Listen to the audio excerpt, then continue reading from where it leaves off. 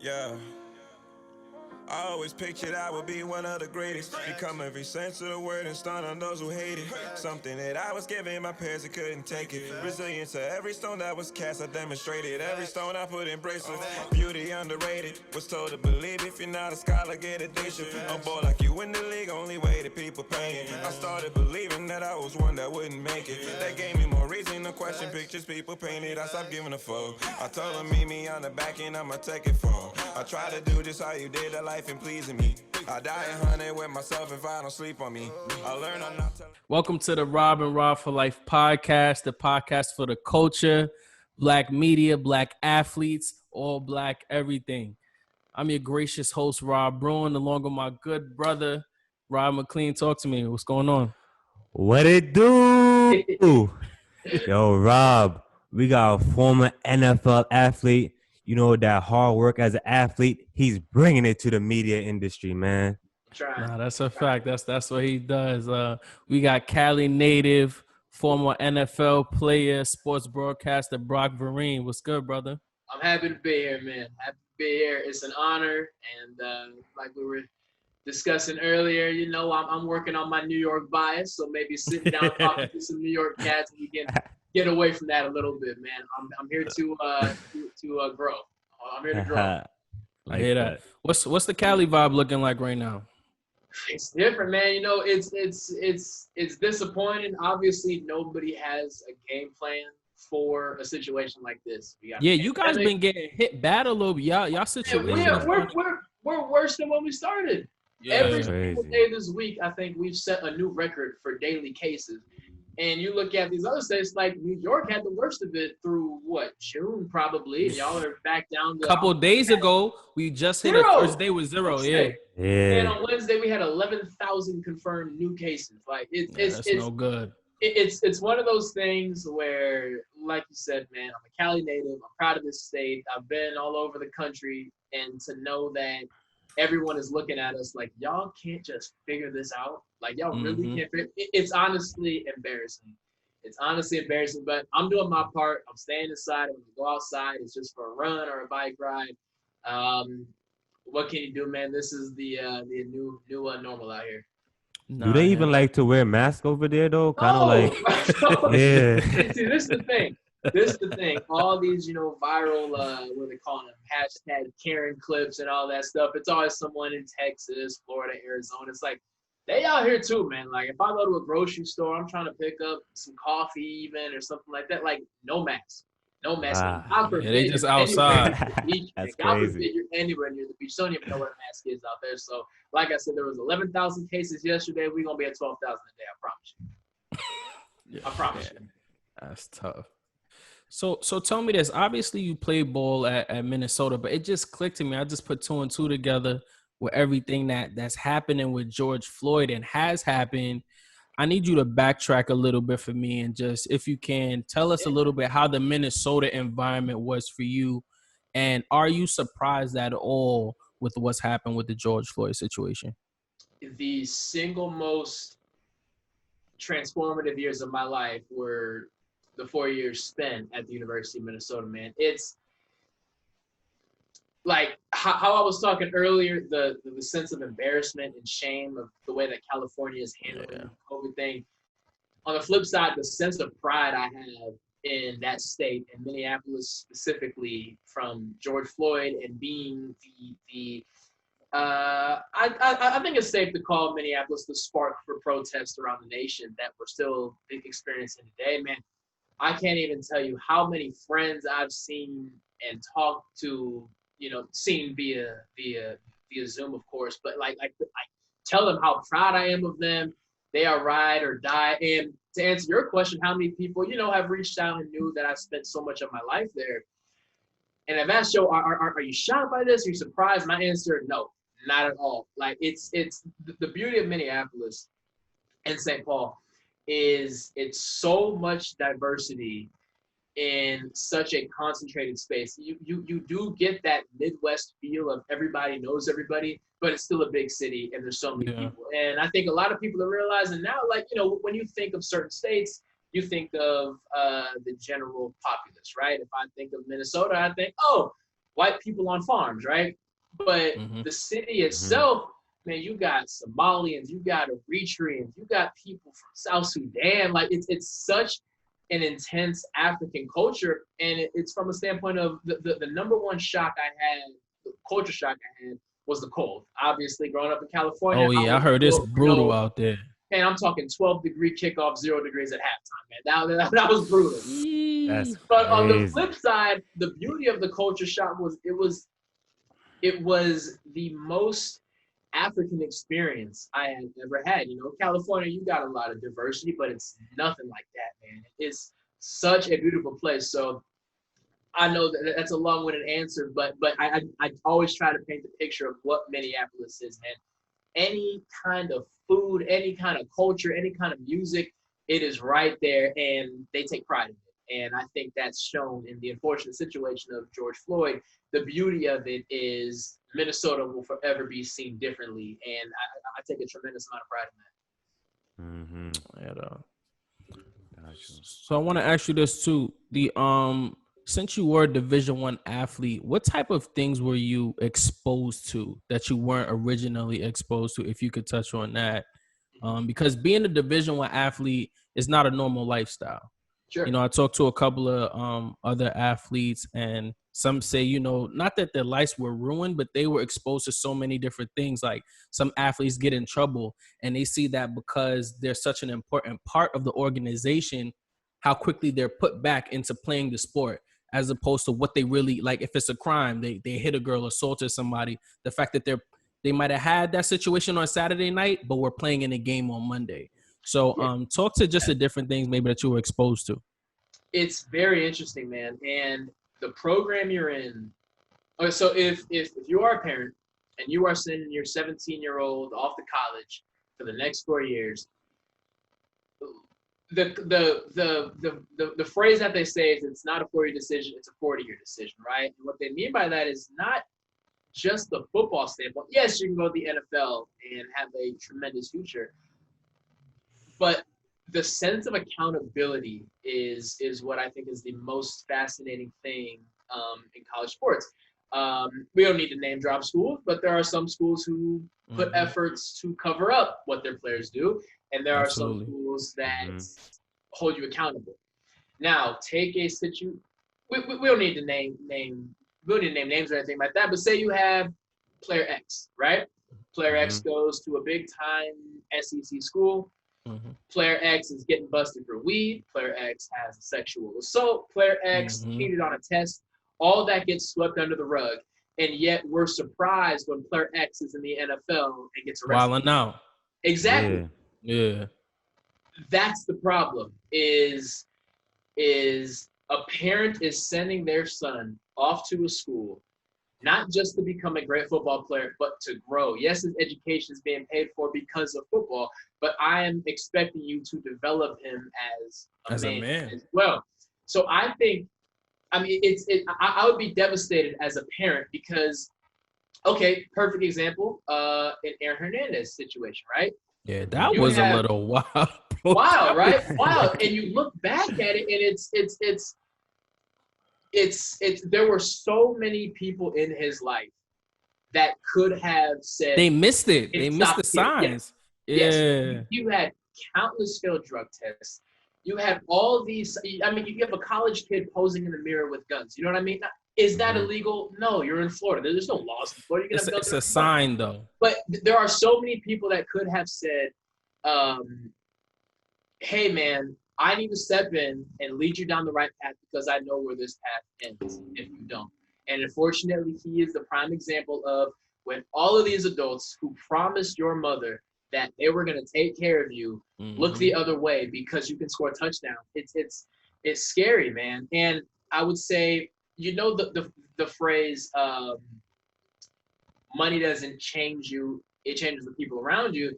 Well, it's no different from being a D1 athlete, man. Like, you would expect the level of accountability to be stricter because you represent our school, you represent this, you represent this. We need you to be in class all the time. We need you to do this. But in a lot of, not all situations, in a lot of situations, it's the exact opposite. Well, you score touchdowns, you bring money in here, so I understand you feel get a little bit more leeway. We're going to Yeah. talk to that teacher. We're going to figure that out. I understand you didn't make it to this class. It was snowing. 8 a.m. is kind of early. Okay, we're going to look the other way. It's a snowball effect, which is why I'm not going to say sympathy, but it's disappointing when a player in the NFL gets in trouble for domestic violence, for weed, for drunk driving.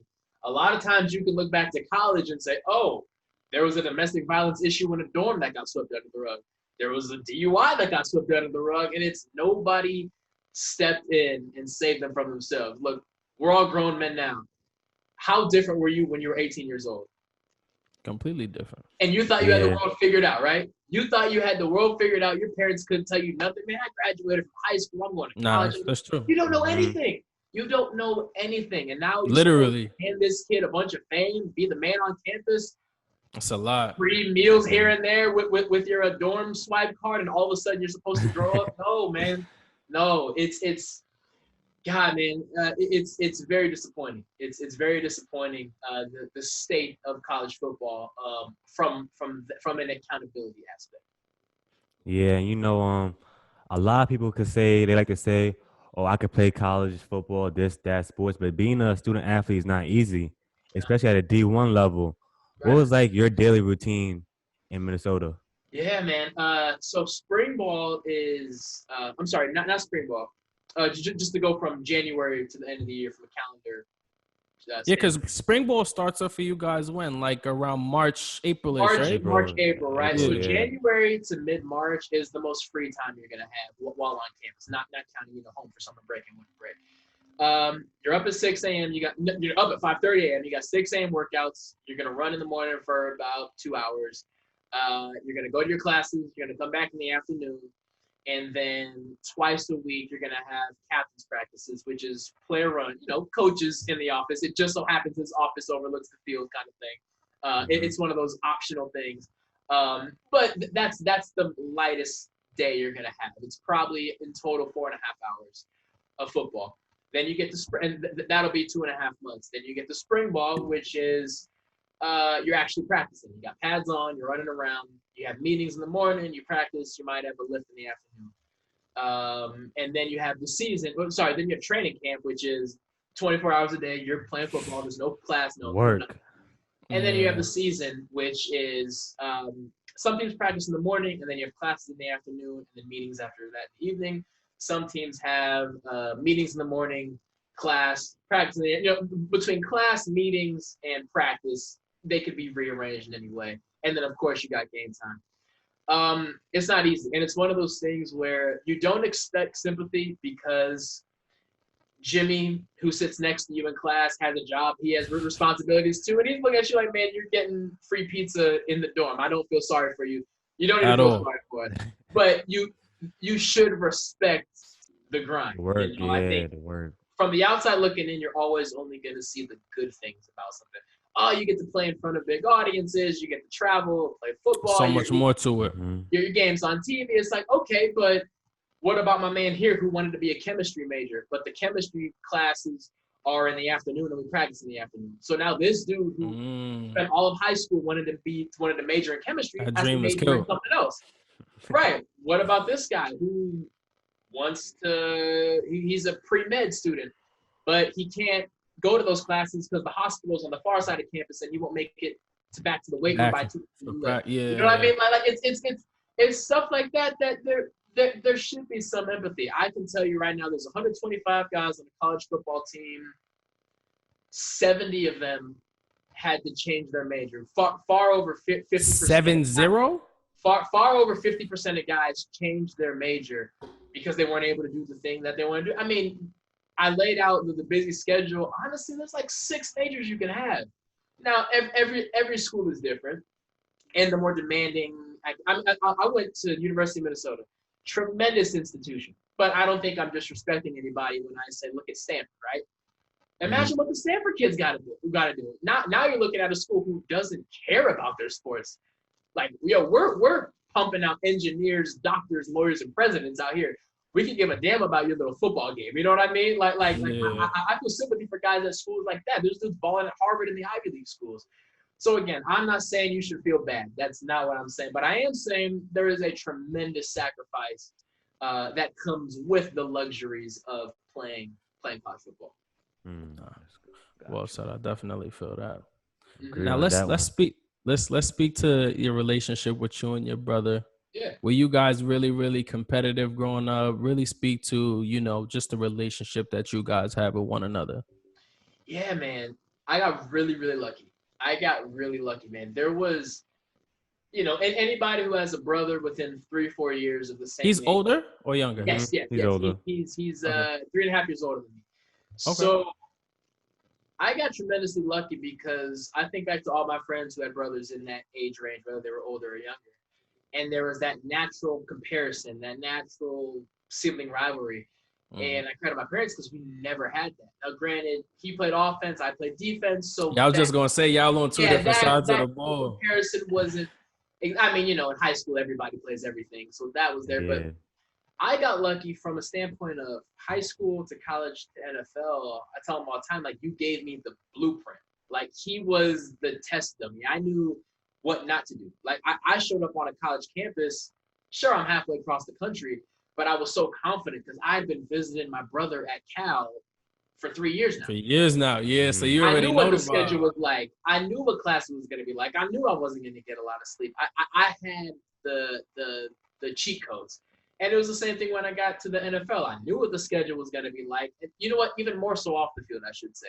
The headaches that come off the field, I was able to handle. And I was able to help other teammates better because I already had 3 years worth of stories from my brother's experiences and his teammates who I got to know as well because I would visit him all the time. He was just up the 5 freeway. I was tremendously lucky, man. Like I said, I had the cheat code. I showed up on campus with the cheat codes to figure this whole thing out. Was there any pressure, just like him being the older brother in the NFL, and you just following his path towards the NFL? Yeah, it was. It's funny because my dad played football as well. He was drafted by Tampa Bay and then went on to play in Canada. And so it's just in y'all genes. Yeah. Y'all just the NFL squad. and I tell you what, and this isn't a knock on him, he'll be the first to admit it. We get our athleticism from my mom. She was a college tennis player, still plays in 2 tennis leagues, man. She's gonna live forever, man. But even thinking back, there was never even a pressure to play football. And I'm so tremendously thankful for them. I mean, how many stories do you hear of? It doesn't even have to be athletics of, man, I'm in law school. I don't even want to be a lawyer, but that's my dad does. Yeah, my dad was a doctor, so I got to be a doctor. I don't even, you know what I mean? Like, I never, ever had that. Naturally, as a kid, your dad does something, your brother does something. Well, I want to play with you guys. Let me go out there, But Yeah. the fact that it happened naturally, I think, is why even if there were comparisons, I was blind to them. Because I was there because I wanted to be there. They didn't ask me to be there. I just wanted to be there. And I'm tremendously grateful for that. In high school, there's comparisons because it's high school, right? Hey, you're so-and-so's brother. I know him, But as far as the NFL, it was beneficial because as many teams as there are, as many players as there are, it's such a tight circle because in the offseason, guys live in 2 places. They live in Arizona or they live in LA. Right? They live in Scottsdale or they live in LA. Those are your 2 options. So even when I was still in college in the offseason, I got to know his teammates. I got to know the guys that he trained with. So I showed up in the NFL legitimately having a friend or 2 on every single team, which was such a rare feeling. So again, man, like he gave me the cheat code. I knew how to navigate it. And yes, there was pressure. Yes, there's good days, there's bad days, but there's just that sense of confidence that comes with knowing the ins and outs of something before you show up. That's true. With having that blueprint, though, it has to, even though you guys said that you guys had a mutual respect for one another, what goes through your mind when his career ends up being longer than yours? Like, how do you feel mentally in your mind? Not like and he got a ring.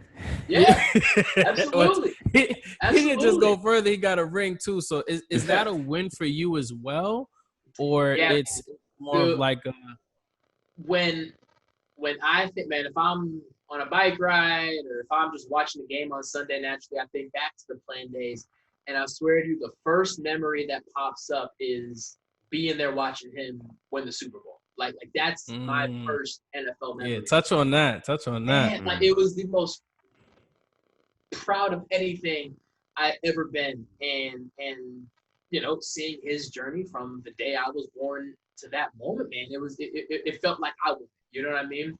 And yeah, you know, I totally understand how easy it would be to have a jealousy, right?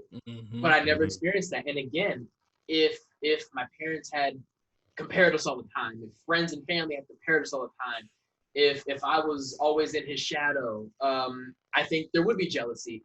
But again, it goes back to I'm so grateful for the childhood I had and how there was no sense of pressure, that I was just able to enjoy the entire thing. Like when he won his ring, I was so happy for him. When he got that big contract to go to New York, and after his rookie deal with the Patriots, I was so happy for him. There was never even a single tinge of jealousy.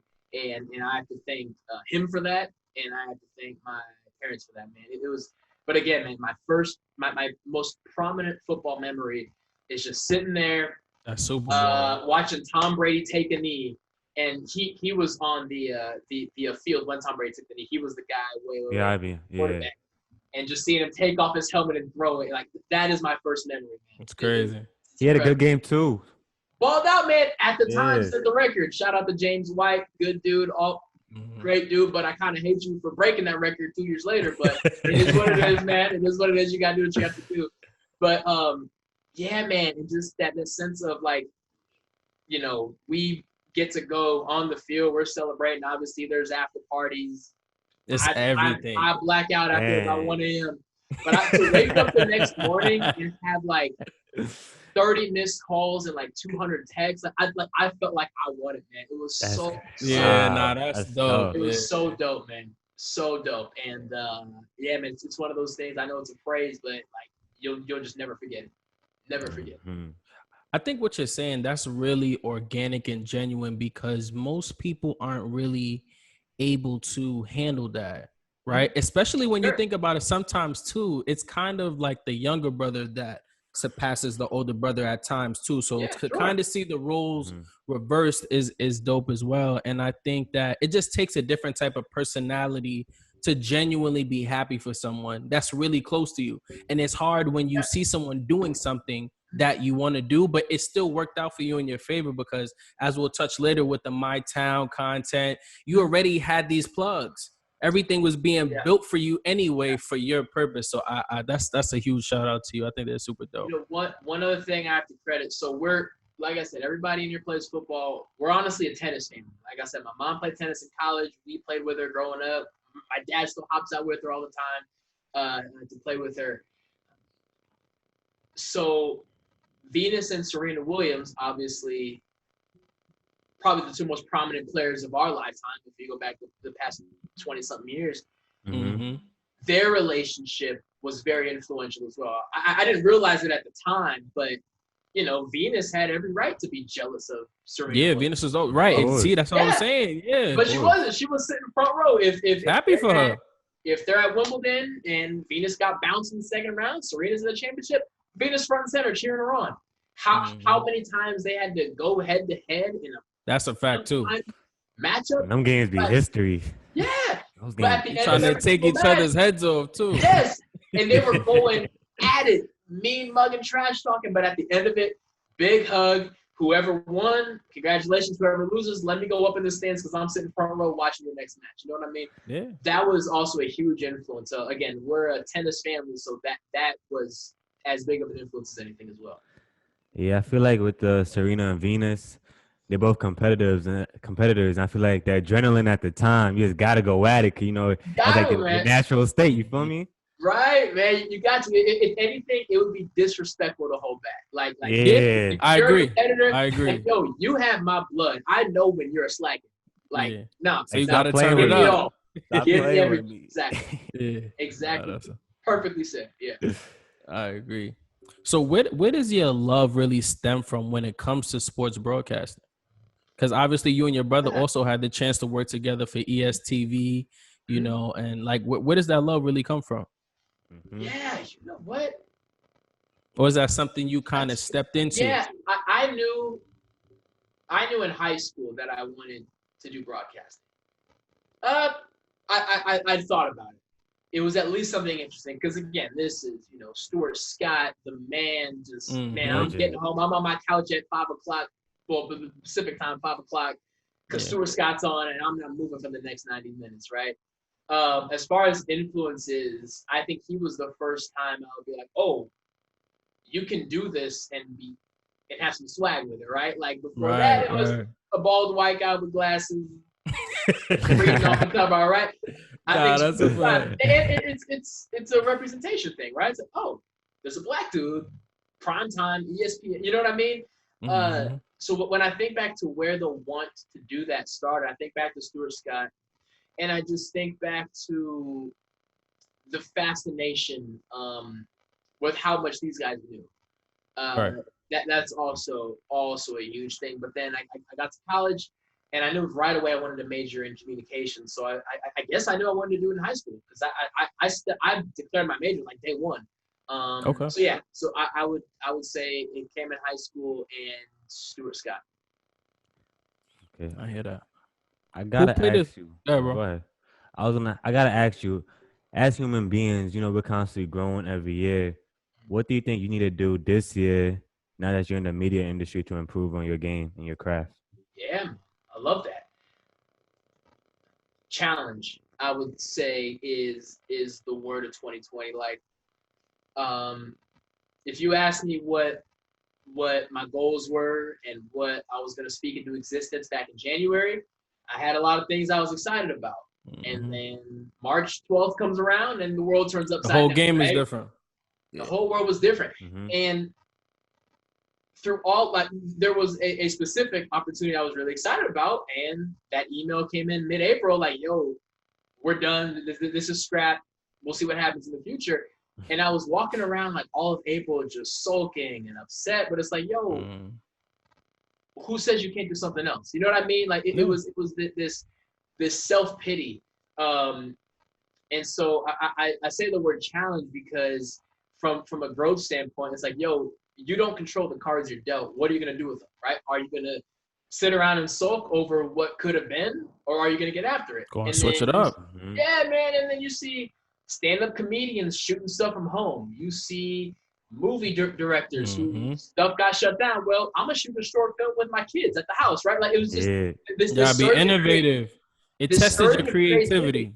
Yes, the surge of creativity that hit, I would say, May, when people were like, okay, we know what COVID is. We know we're shut down. I'm still going to create something. And I would say May, I was like, okay, this isn't the end of the world. This is a challenge. This is a challenge to push yourself. What are you capable of? And there's no excuse to not get better at something. Because, like, say that opportunity calls back in, say I kept up with the whole sulking thing. And that opportunity calls back. You're not even preparing in the says, meantime. yo, you ready to go? I ain't you was too busy in the corner crying. Exactly. Yeah. I was sitting on Prime the whole time. Yo, actually, we're going to go somewhere else because you're not even ready. You're not even ready for the moment. You're not ready for the opportunity. Rob, we talked about this a couple times. Like, you don't control the opportunities that come your way. You control how prepared you are for them. And after, I'll never forgive myself for that 3 weeks of sulking in April. But to answer your question, man, the word of the rest of the year is just challenge. Man. There's no excuses. If you want to do something, if you want to do something bad enough, you're gonna find it. So I was really just saying that the quarantine has been really good to me because it put me in a different type of bag, right? You were talking about how you were pitying yourself, and I was just in like this deep funk when quarantine hit. Sitting in classes, being in my room, it's a completely different feel. I had attitudes with my teacher. I just had attitudes with everybody. So I'm trying to figure out in my mind, like, where do I go from here? Like, I'm trying to finish school in the middle of a pandemic, but things are completely shifted right now, right? So then I start pushing out my podcast, right? I said, I like having these conversations. I had talked to you in the midst of it. I told you what was going on. Then I start to get into this groove. Then me and Rod chopped it up. We met like damn near a year ago now. No, I'm lying. Not a year ago. It was like January. I felt like a year. Yeah, you bugging. It felt like a year. 3 years. It's been about 3 years. That's how it felt. And me doing my work inspired him. And he's like, well, I'm trying to get in the lab too.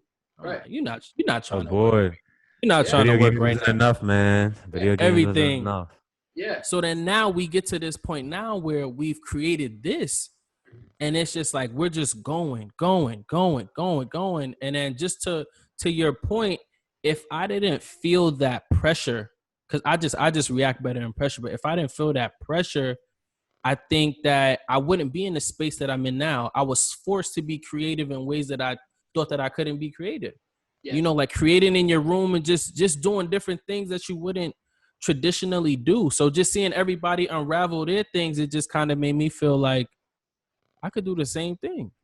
Right. There's no way I don't come out of this with Yeah. more Not knowing skills. something. And Yeah. the most important part about this that I think all three of us need to get is that when we learn how to make it through this point, there's nothing that we can't do again. Like there's people that have gotten richer in the midst of a pandemic. Right. If you get rich in the middle of a pandemic, when it hits again, you're good. Like Yeah, Gucci. what's gonna happen when it's all good? Yeah. Seriously, like you know what I'm without saying? Question. So, Without question. The pandemic, it just put pressure on me, and I'm Man, grateful for it. It is what it is. It's one of those things where, yeah, you're right. The natural instinct is like, man, I feel for You just any panic high a school little kid bit, like graduating. damn. Yeah, man, I feel for any high school kid graduating this year who was so excited to go to college. Campus Mhm. probably going to be shut down for the first semester. Feel so bad for any college grad getting ready for the real world, and the real world shut down right now. But it's like, yo, if you can find any way of success, and Just not even figure it monetary out. success necessarily, Yeah. if you can get better at something now, when you show up on that college campus, when you show Different. up at that first job post-college, like you are going to crush it. Mhm. Like it's like if you are training for a 400-meter race and your very first day of practice, you got 5-pound weights strapped to your ankles. When the world goes back to normal and you take those ankle weights off, it's over. Like it's a wrap. It builds your confidence up. Man. Yeah. Mhm. Yeah, man. It's interesting how it's all the way it's entirely the way you look at it. And what I had to get over was, yo, this is not in my control. If you are in control of something and you fumble it, yeah, you should be upset with yourself. Maybe a day or two of self-pity, then you turn it into Don't drag it out. motivation, right? But this is out of our control. Like there's nothing we could have ever done about this. Literally. Nothing. Mm-hmm. So why let it affect you? Like why let something you had nothing to do with affect you? And once I kind of got over that, I was like, yo, let's get to work. Like what are we doing? Yeah. Sitting around playing Call of Duty next? for 10 hours a day for the rest of the year, you know what I mean? But yeah, man. And did both of you go to Syracuse? Is that where you met or no? No, I went to Hampton University. Oh, Hampton, yeah. Yeah. A very, very good friend. More like family, honestly. Like I call it my brother. Went to Hampton as well, man. Great stories from there. Great stories from there. Yeah. Okay. I bet you was in there tearing Hampton up. I bet. I HBCU cannot confirm vibes. or deny these current HBCU accusations, vibes. but I love Hampton. Nah, I feel that. That's Who too really funny. played a significant role in your development as a broadcaster? As in a person or an event or what? As in a person, like who helped shape and mold you? Okay. Yeah, who? Whew. Wow. Like I said, Stuart Scott was I had always fascinated over sports broadcasters, but Stuart Scott was the first time I was like, oh, I can actually, he's the one who made me realize I can do this. I can have fun with this. I can make it my own. So obviously him had some great professors and public speaking teachers at the University of Minnesota. I would say the first trainer that I had was Mark Watts, who has tremendous amount of experience. Touch on the GOAT, man. Talk to us about the GOAT. Touch on the GOAT. Yes. Go to YouTube, type up any coverage of the OJ trial. You're going to see Mark Watts sitting right Front there. and center, right in LA, right there. Talking about it. And to learn from him, I mean, there's no story he doesn't know. There's no network he doesn't know the ins and outs of. And to have him and have one-on-one sessions with him, man, that level of confidence, man, it's like going to hey, Bill Belichick is going to train you for the next month. You know what I mean? It's like, oh, I'm going to be a pretty dang good quarterback one day. You know what I mean? And I would say Stuart Scott, Mark Watson, still a tremendous friend and coworker to this day, tremendous guy. As well as Akbar. Akbar Bajiamila, I believe, is probably the third. He actually introduced me to Mark, funny enough. Okay. He recently moved on from NFL Network, was there for a couple of years, doing some fantasy football stuff, and also hosts American Ninja Warrior. Was able to cross paths with him, and he had a similar situation. Played in the NFL for a little bit, and then moved on to broadcasting. So I would say my top three influences would be them: Akbar, Mark Watts, and Stuart Scott. Okay. Yeah, now Mark is Do you- definitely a stand-up guy. Oh yeah. For sure. Yeah. Do you see any similarities just being on the football field and now being in the media industry? You know what? The biggest thing I notice now is it is obvious when did you guys play sports at some point in your life? Yeah, basketball. Yeah. I play basketball. Oh, New York guys. Soccer and basketball. Of course. I should have assumed that. The biggest thing that I've noticed is it is so incredibly obvious when you're working with someone who has never been on a team of any kind. Like, Mhm. no can tell- concept of team. Yes. Mhm. Like, the fact that some people don't realize, like, hey, you were supposed to do this. Yeah, but, it just didn't work out. What do you mean it didn't work? Oh, so you got an there's- excuse. Okay, got it. There's no concept of, hey, you not doing your job makes my job harder. My job being harder makes her job harder. Her job being harder means this product is not going to be as good as it can be. That's the most shocking thing is, like, the lack of how what you do, good or bad, affects Everyone. around. And now we have Like to an have assembly this line. dumbass conversation. Yes, and now we have to sit here talking in circles all because you Mhm. didn't do your job.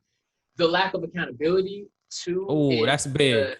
That's big, man. It's the world is not against you, but this is your job. Therefore, no one's forcing you to be here. Like, if you don't like it, finish it up. We'll find someone else tomorrow. You know what I mean? That's the most shocking thing. So I guess that's not a comparison to football. It's the opposite of football. In football, if I'm lined up here, my job is to guard this guy. I don't do that. The whole team gets punished because there's now Yeah. 6 points on the board, right? So that's my mindset. And you don't have to play in the NFL to have that. If you played youth soccer, like there's 5-year-olds who understand that. Oh, Yeah. I'm a goalie. I have to block the goal or else we give up a point. And now my team has to, you know what I mean? That's the most disappointing thing is so many people have no sense of team. From a positive standpoint, I would say there's still no better feeling than when you do get 12 people who are on the same page, working hard, enjoying what they do, and excited to show up for work every day. After that 6-month process, edited, chopped up, all that, and you have you're looking at a physical finished product, like you're so happy for the lighting guy because the lighting was perfect. You're so happy for the sound guy. 'cause the sound Lighting guy did that. You know what I mean? Like top to bottom, you're so excited because like you saw him tinkering with the audio wires for 45 minutes. And You it saw the worked. lighting guy and it worked. And you know when you showed up at 7, that lighting guy was there at 5:30. You know what I mean? Like Yeah, it's the little things. that sense of happiness all around, you can't replace that feeling. No, I feel that. So I have to say this as well. How did the esports, Yeah. opportunity really come up? You guys had the live event in Miami for the Super Bowl, and I know that was great for all of the gamers. The vibes. Really break down that opportunity. Like we said before, you had a chance to work with your brother there. So how was that opportunity as a whole for you? So so a little over a year ago, well over a year ago, an opportunity came along called ESTV. And like I said, Mark Watts, who I had trained with, was involved. He's the type of guy who just has his finger in Everything. every pulse across the country. And fast forward a year, it is an esports network that you can find on any OTT platform, and still plenty of room to grow. my connection to it was I grew up on video games. As you guys know, competition is everything. And whether it was against my brother, whether it was against my neighbors, whether it was against just my buddies, like, and I think back to times in the college dorm, even to NFL locker rooms, man, like, yo, forget this game on Sunday. Who's trying to see me in Madden right now? You know what I mean? Like that concept of competition, you don't turn it off. So if it's the off season, I got to get my fix somewhere, right? Well, let's hop on Call of Duty. Let's hop on 2K. And that plus just being in tune with the fact that this is the next big thing, it was just a perfect timing. Perfect timing. And thankfully, it's been going incredibly well, and it's been fun. But that's how it came about. It was introduced to me, and before Mark could even finish his sentence, I was like, yes, we're absolutely doing this. Like, We're there, I know the world of video games, and the world. It was so obvious that this is what the next big thing is going to be. It's already big, and people are still finding out about it. Again, one of the silver linings of Corona is they're throwing Madden tournaments on ESPN. They're throwing 2K. On Fox Sports. They threw on a virtual iRacing thing that almost got eclipsed 1 million viewers. I think like people are starting to realize, this is a professional thing. And then you got 16-year-olds making $3 million in tournaments on Fortnite. Yeah, that's what's crazy too. What's this esports thing? It's from a timing standpoint, very, very fortunate. You mentioned growing in COVID. How do you think esports could grow even more? The toughest thing, the biggest hurdle that still remains in front of esports is the perception. There's a lot of people who, when you say you work in esports, they say like video games, you can make money off video games. Like, yo, you are like 10 years behind right now. Like, I don't have time to explain to you. Like, it would be this like. It would be the same thing as going up. We talked about Serena Williams, or going up to Serena Williams. Like, so you hit the ball over the net and they just hit it back. Like that's how out of touch you sound.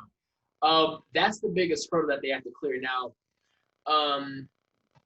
I think that the benefit is of that iRacing event on Fox Sports that blew up, of Drake and Travis Scott hopping on a Fortnite channel, of all these pro athletes going to Twitch because their off season is so long now. Yeah. The public perception of, like these are professionals. Like there are dudes making millions of dollars off of this, off of, not just the tournaments, but the brand partnership. Like, Red Bull just gave Ninja how much money? You know what I mean? Like the public perception, I think has changed going forward. Even when COVID ends, I think people are going to understand, this is a legitimate thing, and kids are getting scholarships to go to major colleges to play video games. For this, yeah. And so to answer your question, that's the biggest benefit I think going forward is a lot of doors open once the public perception embraces what it is. Yeah, it's kind of like the silver lining to sports and tech coming together as well too. Sport, and even just sports tech as a whole by itself is just a whole nother situation, like that's just a whole nother space. But to touch on your My Town content, how did that really come about, and how much do you really enjoy humanizing the athletes on your show? Because just to give you the shout out, like I told you before, I feel like you kind of like a hidden gem, because when I found your page, I'm like, damn, he got all of this content, and I'm like, all these interviews, like back to back to back, and I'm like, why did nobody tell me about this? You know what I mean? But the visuals are A1, the questions are good. I like visuals is fire. Yeah, absolutely. Hey, so really just touch on that. Shout out to Campus Lore, man. Shout out to Campus Lore. The guys over there, like the way you said, I'm so appreciative of you saying about me. I have to say that about them. How are they not being begged by every single network in the world to be producing stuff for them, man? Everything they do is top notch. But on top of it being sponsored by Coke, that on helps top too. of that helps too. Just a little bit. And one of the biggest things and you could see it as a good or bad thing, is kind of like what we were talking about earlier, is how much of it is out of your control. The short answer to how that came about is luck. A friend of my brother's agent's wife. So that's like 5 different It's pieces. like mad right different there. people. Met her at a hotel. Paige, shout out to Paige, the most lovely person in the entire world, the hardest worker in the entire world, someone who just gets it, you know. Ran into her at a hotel. Tremendous conversation, knocking back some beers, watching the game. It was awesome. Fast forward 5 months, she's like, hey, we're working on this thing. You should meet the people. They would love to pick your brain, yada, yada, talk to them. Another 2 months go by. I'm getting ready for the high school season. I broadcast with Fox Sports the high school season out here. A random phone call is like, hey, we're doing this show that we were talking about. We liked you. Do you want to do it? And that's how it came about. Now, Just like that. like I said, the amount of random pieces being in the right place at the right time, knowing the right person who knows the right person who happens to be in LA the day that you know what I mean? Like, so much of it is just luck. And when people hear the word luck, they think it takes away from an Hard accomplishment. work. But I think the opposite, because it means you were prepared, right? A lucky situation is one you didn't plan on happening. So the fact that you were prepared for something that you didn't plan on happening means you were working hard, right? That's the way I see it. So that's how it came about. And to your point of why I'm so proud of it is I take pride in showing, like you said, humanizing the college athlete. A lot of people know, I mean, there are people who can name off Trevor Lawrence's stats, his hometown, his best game, his worst game, and all this stuff. But like, yo, what is he like? Yeah. And I take pride in finding that, yo, take the jersey off, take the shoulder pads off. What video game you play? What's your favorite food? Why don't you like sauerkraut? Like small stuff like that. It makes the person. It's simple as that. Exactly. It makes the person. Exactly. And then now you can even appreciate more how good he is at football. And yeah, man, it's just a beautiful thing. It really is a beautiful thing. And one of the beauties of, you know, Instagram and Twitter and Snapchat and all this stuff is an opportunity for these athletes. Like, yo, I'm not just that dude that wears number 80. Like, I like this kind of music. Oh, you like this kind of music too? Let's talk about this kind of music, you know? And it's special. It really is special. Mm-hmm. I hear that. And you interviewed Alvin Kamara. You asked him, where do you see yourself in 5 years? You being a former football player and now in the media industry, how do you want to be remembered? Wow. Y'all came with the haymakers. I love it. I would love to call a college football game, and I would be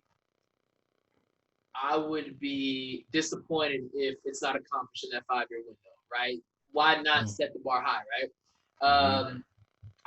That is my Mount Olympus, whatever you want to call it, calling a college football game. Yeah, absolutely. And anything in being involved, like the My Town, like the sit-down interviews, anything that involves the humanization of an athlete, I'm always on board for. I take pride in that, and I will always be on board for anything that has something to do with that.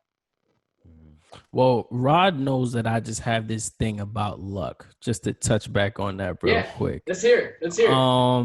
I feel like we all just really need to understand too as well, like all of those parts that you told us that came together in order for that opportunity to be right for you. Like me and Rod speak all the time. I just feel like that was destined for you. Like we say all the time, luck runs out. So it wasn't luck. That was just a part of your path, and that's just how it played out for you. The fact that 5 different people needed to connect with you, that doesn't even make sense. Right. To keep it a stack, to be real with you, because by the time we come back to figuring out who touched who and who had to it makes no sense. It just made sense that it was for you. That's all we know. That's the main idea, right? The journey. So I just need, at the end of the day, the journey is what matters, and That's something that we always encourage everybody on the podcast, understanding their destiny and their journey, that never think that it's luck. Like that was destined. That was yours for the taking. And look where it's at now. You know, That's so beautiful, man. yeah, That's just keep that in the forefront of your mind moving forward. I absolutely will, man. That's very well said, man. Yeah, just one of those things. If you walk down the street and find a $20 bill, like nobody told you to go for a walk, but you did, and this is your reward for it because you happen to be the person who decided to turn down Fifth Ave, right? Like, yeah, no, you're absolutely right. You're absolutely right. Just yesterday, me and Rod are doing another interview, and what happened, Rod? His agent ended up being his Uber driver. No. His Whoa. Nah. I got you. Go ahead. His old college professor was driving Uber, and the passenger was a media agent. So his old college professor mentioned his name, and that's how they connected. You know Mike Grady, sideline reporter. Yeah. For the Brooklyn Nets, yeah. Like that's nuts. That's why we don't do luck. Yeah. You know what I'm saying? Certain stuff is so outrageous. It just doesn't make sense. It doesn't add up. It's like, what's the chances that would happen to me at this time? It's because it was yours. Yeah, it's one of those things where, like I said, any situation where you met this person who you bumped into a bar with, at this person, and got in Uber with this person, and they happen to have a cousin who knew this person. It's like, what if you got sick that day and didn't go to that bar and didn't meet that person? But you did. What if you had some bad seafood and you weren't able to run into that person who was able? You know what I mean? Like so much stuff could have gone so differently, so easy. But like you said, but it happened and it ain't by accident. Yeah, you're right. We got to take that. We got to keep that for us. You're right. And me and Rob were just talking about the Odell Beckham interview with Cam, Todd Gurley, and Victor Cruz, and like how Cam was talking about. Yeah, how Cam was just talking about how like a lot of people don't like opening doors. They like to stick to that door. I just feel like another door, another path just opened up for you, man. Yeah, man. That was. That's how it goes, Brock. It was yours, bro. Don't even. I see to your face. You try to figure it out, like. It's don't crazy. Even try to, bro. It's crazy, yeah. And it's yours. To anybody listening or watching, if you haven't seen that, go to Odell's YouTube page. Oh yeah, fire. Yeah. That's a must watch. Man, I might run it back to today. Yeah. When I'm done with that, I might have to run that back. That was it was special. It was special. On some good. I wish it was longer, to be honest. Yeah. I wish it was a little. I mean, according, if I'm basing it off the public perception, he will be back doing that, man. Because that was good. That was good. I would love to see another one. Yeah. Well, Brock, I definitely want to appreciate you for sitting down with us, man. It's all love. We just got to give you the quick cheers real quick to all the accomplishments. Hey, look, I'm on the West Coast. It's technically still morning. I got my coffee, but I got some wine tonight for you. I promise. And that's a fact. A toast to no more luck and just greatness. I love that. More success, man. I'm going to need that on like a T-shirt or something. No more luck. That's a fact. It's the Rob for Life podcast. Rob Bruin, Rob McLean. We out of here. For life. A boy like you in the league, only way that people paying. I started believing that I was one that wouldn't make it. That gave me more reason to question pictures people painted. I stopped giving a fuck.